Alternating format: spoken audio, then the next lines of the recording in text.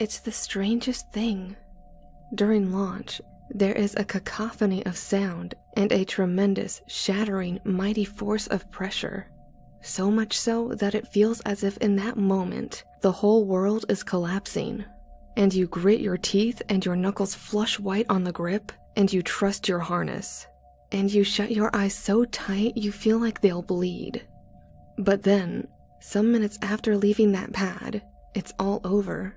And then there is nothing but silence to be heard, and the beauty in the silence, and no weight of gravity at all to tie you down.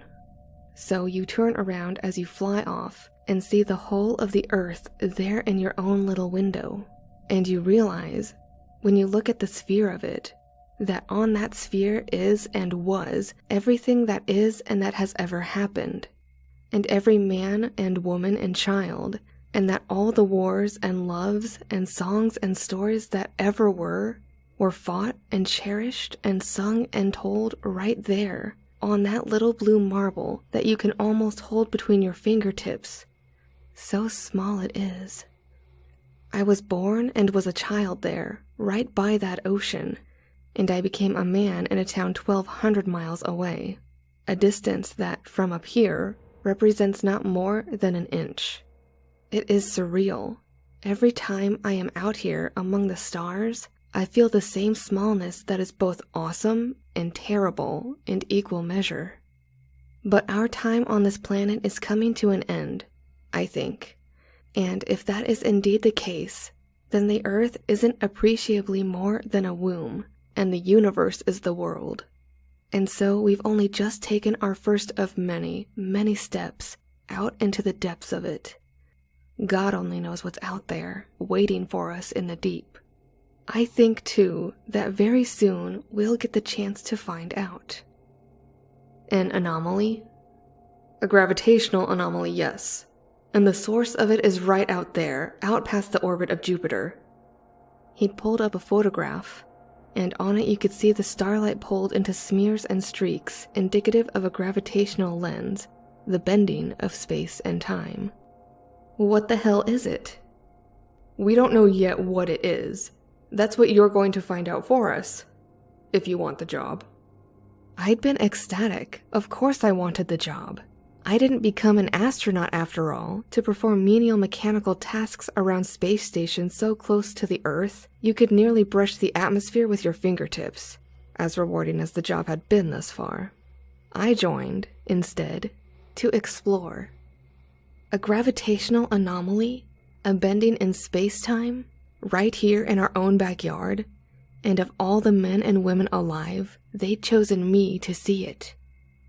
My crew and I had trained for years for the journey, and all the while, NASA was building for us the Warhorse Chariot in secret, for the purposes of crossing 600 million miles out into the realm of the gas giants, where this anomaly business resided. It's amazing, isn't it? Frances, a mission specialist on her 4th flight, said, when we finally arrived at the doorstep of the thing. I joined her at the window, and together we stared out at it. The anomaly. A shifting weight of a mass a few million more miles off, around which starlight from behind curved and oozed and slipped. I concurred. Yes, it is. Where do you think it came from? That's just the thing. It didn't come from anywhere. We've been watching it form for some years now. Doesn't mean it didn't come from somewhere. I concurred again. That's true. I suppose that's what we're here to find out. Warhorse Chariot began to circle the thing, and as it did, the crew got a mighty view of its front side. It was a bizarre formation of space, a depression as described, and growing too. Ruger, another veteran mission specialist, eventually said, "Sir, what if it's a wormhole?" I stopped for a moment with that consideration. I had to admit, it hadn't yet crossed my mind, but after nearly a full day of witnessing the heaving and the writhing and the twisting of what laid in front of me, I was willing to believe in the existence of more than the textbook standard phenomenons of gravity. And if it is, sir, just in case, why don't we send a signal down into it, see where it goes? I couldn't reason against the suggestion, and so I nodded, and the crew concurred. And so, a short burst of radio was dispatched into the anomaly.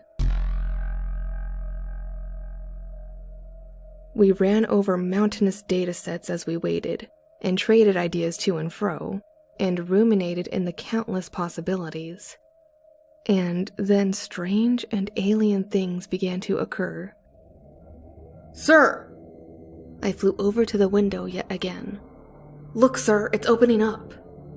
And it was. The anomaly was indeed appearing, at the very least, and if the shape of the starlight behind it was any indication, to open. What the hell?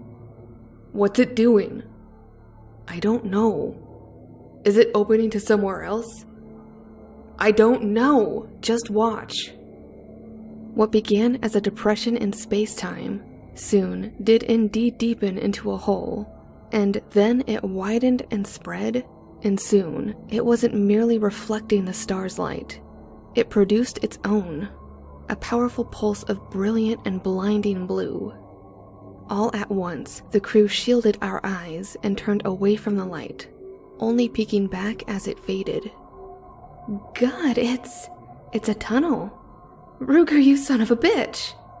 Francis patted him on the back. So, what's our next move, Captain? Another specialist, a 10-year vet by the name of Jones, had said. You want to dive into the thing? I shook my head. No, we'll stay here and observe for now. You sure? Chance to make history. You want to pass that up? We have no idea what the hell lies on the other side, Jones. Our orders are to observe and collect data for research. He shrugged, and for a time the crew merely discussed the implications of the discovery. As we did, though, we began drifting forward. It was difficult to notice at first, as the distances involved and the lack of stationary objects nearby made it impossible to eyeball. But the equipment noticed it, and no sooner did we hear the faint beeping than the chariot picked up more and more speed. What the hell? The hell's going on? Are we moving? I don't know. Pilot Fowler was frantically scrambling over the controls. It's not me, sir. What do you mean it's not you? Can you stop the ship? No, I'm trying, but the thrusters aren't even on. Fuel is stable. Is that thing pulling us in? All right, everyone, calm down. We'll figure this out. Fowler, can you angle the thrusters away from the direction of movement? I'll try. And he did, and we felt the subtle rumble of fire from those thrusters, and the descent into the anomaly began to slow. But it was a temporary respite. We're slipping again. Fowler flared up the thrusters in bursts. But whenever he did, the anomaly's pull got stronger and overwhelmed their effort in turn. Whatever this thing was, I realized it was able to target its gravitational pull and adjust its intensity as needed, and Warhorse Chariot had no answer. Turn off the thrusters, Fowler. No sense wasting our fuel. He did, and a silent distress settled over the crew as Chariot flew into the anomaly. Warhorse Chariot continued its freefall into the mouth of the wormhole. At its own speed, it's a journey that would have taken days or weeks. But with the anomaly collapsing space and time itself in front of the ship and expanding it behind us, the ship gained impossible velocity. We approached the speed of light. Then we reached it, relative at least to the solar system outside our reference frame. Fowler said, "Holy shit. Guys, we're going at light speed. We're actually moving at fucking light speed." How is that possible? We are not moving an inch inside our bubble of space, I said without breaking eye contact with the anomaly. That's how. It's space itself that's moving, and there's no limit at all to how fast it can go. Another moment passed before I added, "Everyone strap in. We're almost inside." And then the ship began to rumble and to shake and to groan, and the blue light brightened and enveloped us whole. Moments later, we entered the tunnel, and Warhorse Chariot exited the solar system. Neither space nor time retained their meaning in that place. There was no where. There was no when. There was only the ship and her crew, and a hull protected from the madness of the journey by a sphere of space-time that flew through the tunnel made of the same stuff, past 1,000 galaxies and 1,000,000 stars and 1,000,000,000 worlds. For a time, it was beautiful to behold, but that time was fleeting and quick. Before we exited this dimension, the pressure of movement overwhelmed the integrity of the ship, and I heard a groaning of protesting metal, and then cracking, and then titanic crashing. The lights went out, and all sound in the cabin of the ship ceased at once. Hello? There was no answer. Fowler? Ruger? Silence, and darkness, and cold. Such frigid cold. My skin began to grow numb from it. Francis? You there? Baker? Nothing at all answered me. Slowly, I struggled to undo the seat harness, and the... Fuck! Another flash of blue. It was bright, so exceedingly bright, in fact, that I couldn't see a thing or think, and it filled up the whole of the cosmos where I sat, and it lingered. On our side of the wormhole, the pulse had merely been that, a heartbeat, a flash of light, and not more than an instant of time had been taken up by it, and there it stayed, active like the supernova of a star, and then I could feel the heat of the light and it washed over me in waves. And then, something else happened. I began to feel something in my head, something in the light, no doubt, that saw me and saw a usefulness for me. It was clawing its way through my mind, pulling up memories and dreams and thoughts and ideas, and sifting through the lot of them as if it was searching for something. It hurt. God, it hurt, and in a lancing sharp way. I grabbed my temples and squeezed shut my eyes, and I heard myself scream, but the harvesting continued nonetheless. I saw images and memories, and thoughts and dreams. Perhaps it wanted me to see them.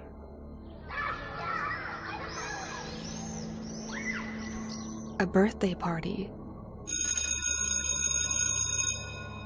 A ringing hallway bell. Playing in the mud. A first kiss. A mountaintop snowfall. A sunset on the beach. What does this thing want? What do you want? I hear myself say. There is a pause. For a fleeting moment, the pain stops, and so too does the harvesting. But only for that moment, and when it is over, the process begins again, and the memories it finds begin to focus, and my eyes roll back. A memory of a conversation is summoned. It's about nothing. An old coworker discussing expense reports with me. The light loses interest in swift order, and then moves on. An earlier memory now. Another conversation. I'm speaking with my mother. I'm looking up at her in the kitchen with oven mitts on, and she's telling me to wash up for supper. She speaks slowly and simply. I must be, 10? Younger? The light lingers a bit here, and then moves on. Elementary school, or earlier, maybe kindergarten. We are learning penmanship today. I look down at my paper and see the alphabet scribbled there in loops and scratches. The light lingers here too, and for a while, and then the memory fades. What do you want? I say again. Another pause, and then another memory comes up. A high school buddy of mine, Greg Rickey, runs up to me after a football game and says the word food. And then there is nothing. Perhaps the light is waiting for a response. Food? I say. Melissa looks down at the note I'd passed her 3 days before prom and says, Yes! Oh, okay. Good, okay. What kind of food? There is another pause before... Just an image this time. A bolt of electricity in a thunderstorm, seen from my dorm window in 2001 or 2002. Lightning? You eat lightning? How? My mother, after watching the dog piss on the floor, shouts, "No!" Okay, you don't eat lightning then, so... A bouncing dodgeball in the high school gym. Another image of lightning and one of rippling air on pavement in the midst of a midsummer heat wave. A ball, okay, and lightning and heat. Like a combination of those things, is that it? Melissa again says, "Yes!" Okay, give me a second. A hot ball of energy. Like... Wait, like a star? The image of the sun that popped up in my own head as I uttered the word gave the light some pause. Then I felt a force of power. It stung. "Yes!" Melissa says yet again. A star for food. Okay, how? An image of an armadillo from a nature documentary. It curls tightly into a ball, and the memory fades. I don't follow. The image repeats itself and drags a bit on both ends. I see the creature walking for a moment, its weight shifting left to right, and then it stops, and then it curls up into that ball while its little armor plates shield it. An armadillo? You eat like an armadillo? Mom shouts again, "No!" Now it's an image of a cat and a ball of yarn. It curls around the thing. Then there's another visual of a hand wrapping itself around a baseball. It throws it home. Something about curling into a ball? Or onto one? Yes!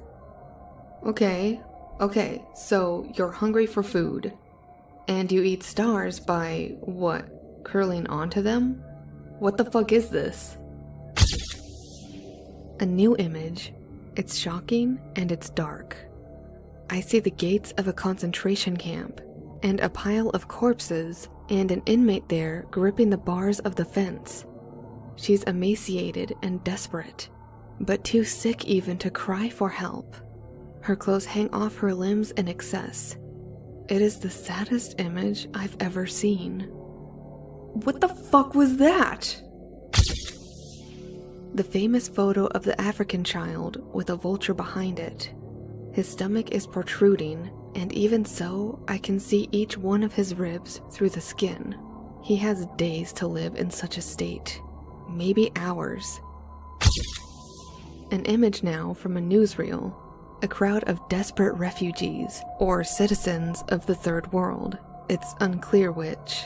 Clamoring onto a truck with the capital letters U and N painted upon its side in white letters. The man standing atop the bed of it is handing small amounts of food from a container to the crowd. He doesn't have nearly enough. The crowd presses in, and the truck is buried in their number, unable to move. What is this? I don't... Every time the images switched, I saw a new scene as horrible as the last. Okay, you're starving, is that right? Yes! I'm sorry, I don't know how to help you. There was an explosion of pain behind my left eye. Then I felt nothing but chaos and discord and anger. I sensed that very, very clearly. Burning, twisting, desperate anger. And then... an image of bones. A man screams for mercy. I doubt he received any. Armed men throw another down a hillside, and then fire automatic weapons into his heart. Images rotate in and back out again, and each consecutive depicts a scene of violence and terror and misery and suffering. At last. There is an image of a burning world. My world. The Earth. Scorched and ruined. Wait. It's not Earth. It's somewhere different. Another planet. This already happened, didn't it?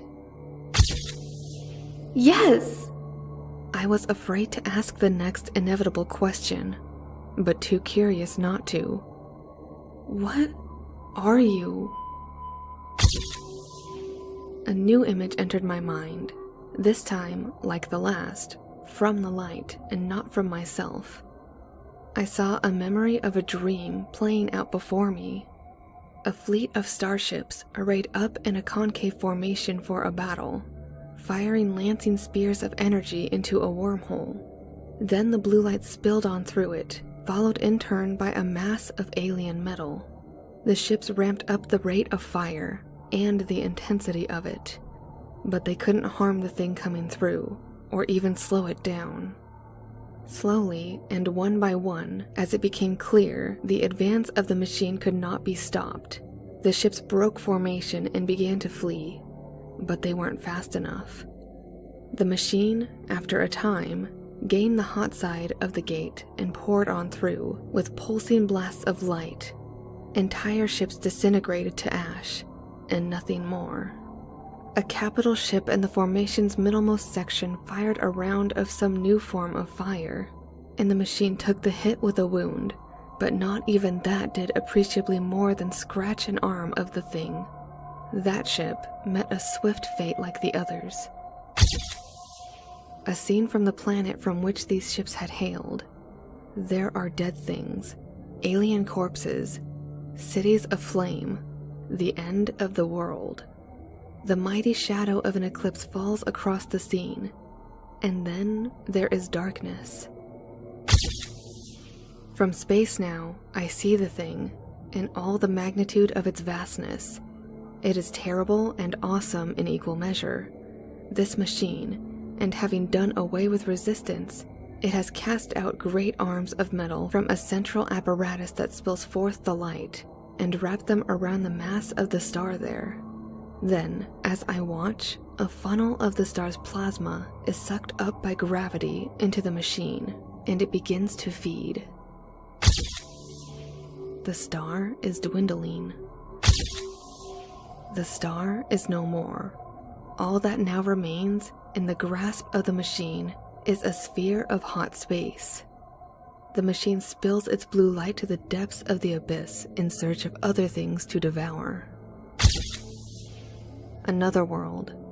Above it, I can see the shadow of the machine's arm as it consumes the star. There is no life here to mourn its passing. Another world destroyed.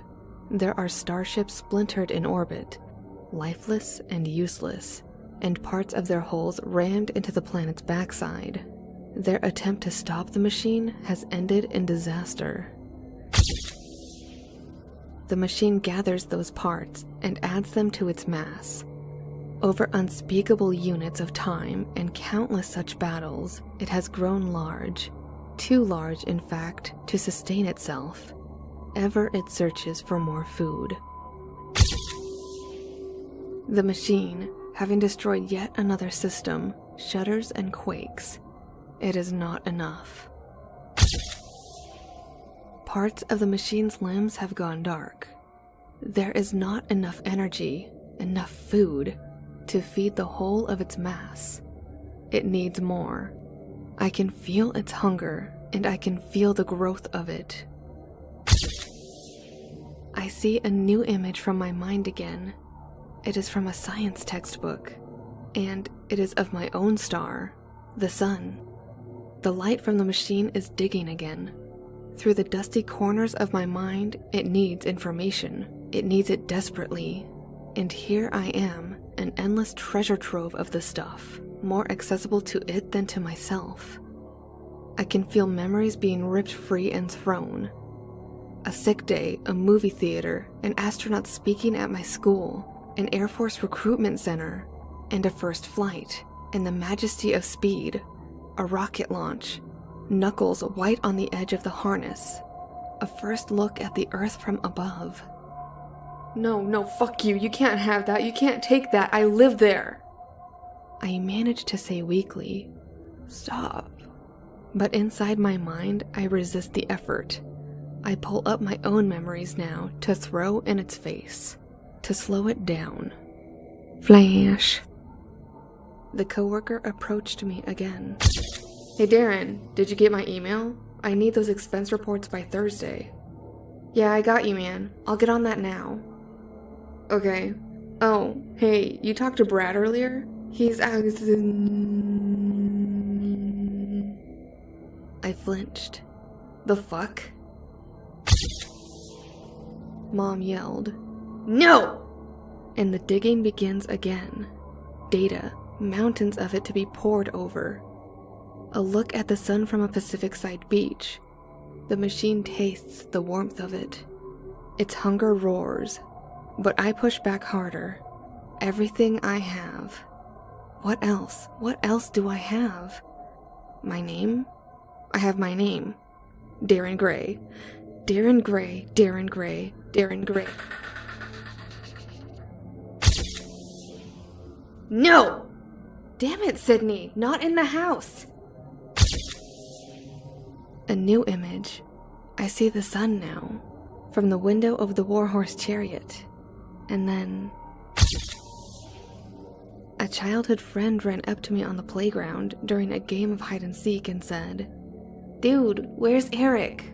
Where?" Another image of the sun, white and alone. The friend says again, "Where?" Danny Gray, Danny Gray, Danny... That's not my name, Danny. Something with a D, I think. Right? The sun again. Where? I can't, I don't know, I don't. An image of galactic layouts and Milky Way maps with a label for the sun flashed through my mind. It was getting closer. I could feel a thunderous surge of power. No, stop. The pain increased tenfold. My vision swam and burned. I thrashed and grabbed again at my temples and screamed. But the light, the machine, doubled down yet again. Call signs, wedding days, a hospital bedside, TV documentaries. Apollo, Voyager 1, Earth's radio presence. It was getting even closer. Danny Green, Danny Green, Danny Green. Sir? My father rummaged through the kitchen, phone in one hand. He muted it with the other. "Anyone seen my pen?" he said. Danny Green, Danny Green, Danny Green, Danny Green. "Sir." "Never mind," my father had said. "I found it." I felt a monstrous, electrifying surge of power, and instantly the light began to fade, and the pain with it, and the sensation of mental invasion. It felt like waking up from a dream, but the nightmare hadn't faded yet. "Sir!" I stumbled back. I felt that much. I stumbled, and something caught me. "Captain!" I opened my eyes. It was Frances, and she'd been crying. "What?" "Sir, I've been calling you. I said to stay out of the light." I looked around the cabin. The power was on. The crew was here. All of them were getting up off the floor, and all of them stared up at me with confusion and with concern. "What happened?" "I don't know. We sent that signal into that wormhole thing, and then this weird blue light just poured out of it, and we all hit the deck, but..." She looked around. "But you didn't. And you had this look on your face like you were in this trance, and I don't know, I thought you were dead." She started to cry a bit. I looked over at the others. Nobody else saw that?" "Saw what, sir?" "Anything at all. There was something in the light." I saw this machine in there, and it... I stopped. I was losing them. Baker said, "Sir, I think you should sit down." No, we need to leave, now." "What? We just fucking got here." "I know that. Don't you think I fucking know that?" I began to stow away cargo and strap down things for a boost. "Everyone strap in. Fowler, plot us a course out of here." Baker grabbed my arm. "Sir, I meant it. You need to sit down, okay? Gather your thoughts. Jones, can you get him some water or something?" "I don't need water, Baker." I shook him off and continued loading. "Fowler, on the seat, now! Let's go!" Fowler looked at the others, and they shook their heads. Ruger spoke up. "Sir, we have come through hell and high water to fucking get here. And here we are, on the threshold of history. And we are not leaving. Not yet. I will lock you in the fucking quarters until we get back at the end of the mission if I have to." "Shut the fuck up." "Sir?" Francis stepped forward, always the peacemaker. "Don't do this, please." "Shut up!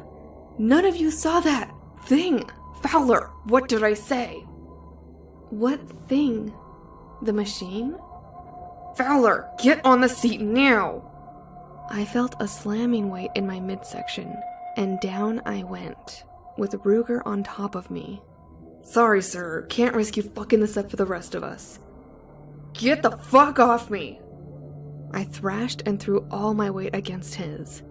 He buckled slightly, and then turned and said, "Baker, a little hand here?" Baker piled on, and then Jones, and against their combined weight, I didn't stand a chance. They hauled me to my feet and began dragging me off to the back of the "Guys!" It was Francis's voice. We stopped and we looked up, and she was pointing out the window towards the anomaly. "Look!" We did. Instantly, I felt 3 pairs of hands loosen up their grips. I fell to the floor. "What the fuck is that?" I wiped a trail of blood from my nose and said, "It's here." And the deck of the Warhorse chariot descended into madness. "Baker, can we raise NASA from here?" "I don't know. I can try, but... I mean, what the fuck is that thing? Fowler, you getting us out of here?" "I'm trying, man, but..." "Hey!" I shouted. "Everyone calm down and strap in. Now! Fowler, plot a course for home." Obedience this time was immediate. For a fleeting moment, I heard nothing but the buckle of harnesses, and the shuffling of feet, and the rumble of thrusters. And then, chariot was off. But behind us came the machine, and it did so with utterly shocking speed. I watched it pour on through the widening wormhole, and only then did I appreciate the magnitude of the thing. Shit. "Sir?" "I see it. Fowler, how are we doing?" "We're moving, sir. Fast as I can." The ship shook violently as a pulsing blast of blue light rocketed by overhead and nearly vaporized the hull. Shit! The hell was that? "It's shooting at us. That's what that was." Another blast. Warhorse chariot felt its heat and the force of fire, and the crew nearly spilled out from their harnesses. "Come on, baby. Come on. Come on, baby." But the ship was too slow. I knew it. Fowler knew it. Baker and Francis and Jones and Ruger, they knew it too. And we shared the intuition, even as we fled, and said not a word about it. A flash of light. Another shudder. I sat down and powered up a computer and began writing this account, a record we won't be able to give in a hearing, and I started it with a description of a home I'll never see again. "Sir," Fowler said, We're slowing down, fast." And Ruger, not me, responded, "We know it is. he said. "Sheer gravity of that thing is pulling us in. The ship ain't fast enough, gentlemen." Another flash. Chariot nearly split at the rivets, and for a split second, all we could see in the light was nothing at all. I shielded my eyes for the duration before the fade and kept on writing. "Orders, sir?" I stopped typing. Then I stood, and the crew watched as the ship slipped in her run. "Turn it around." "What?" "Turn the ship around. Fly towards it. If we time it just right, then we can take a hit of that blue laser right inside the firing chamber." A hush fell over the crew. They knew what this was. A call to spend their lives in the service of mankind. I looked at the machine. We had 15 minutes, maybe less, before the full form of its mass exited the wormhole. And so we had just as much time to act.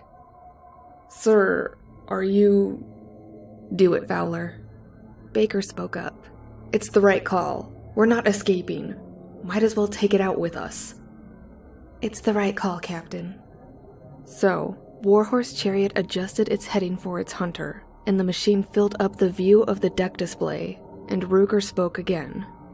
"You all ready to die today, ladies and gents? For king and country?"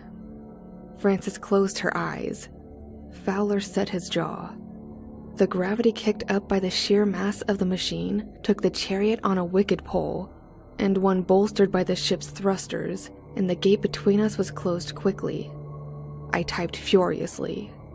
The machine's central apparatus opened its yawn to fire, and that old blue plasma pooled up its center, and I pointed it out to Fowler. "I see it, sir."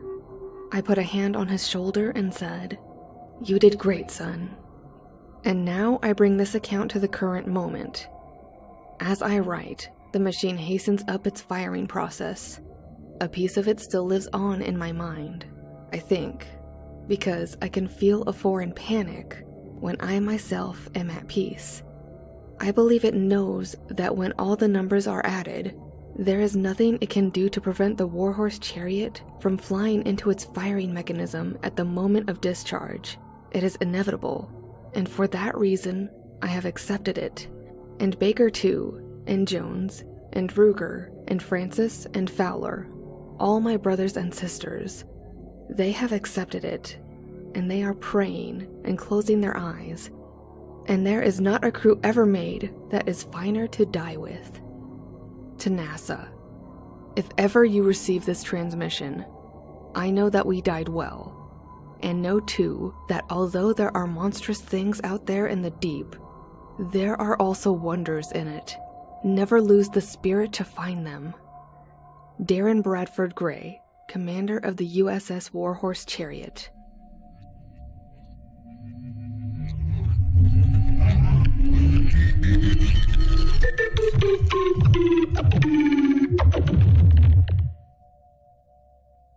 At 6:09 p.m. Eastern Standard Time, an explosion event was picked up by the Hubble Space Telescope and an array of surface-based observatories and private telescopes.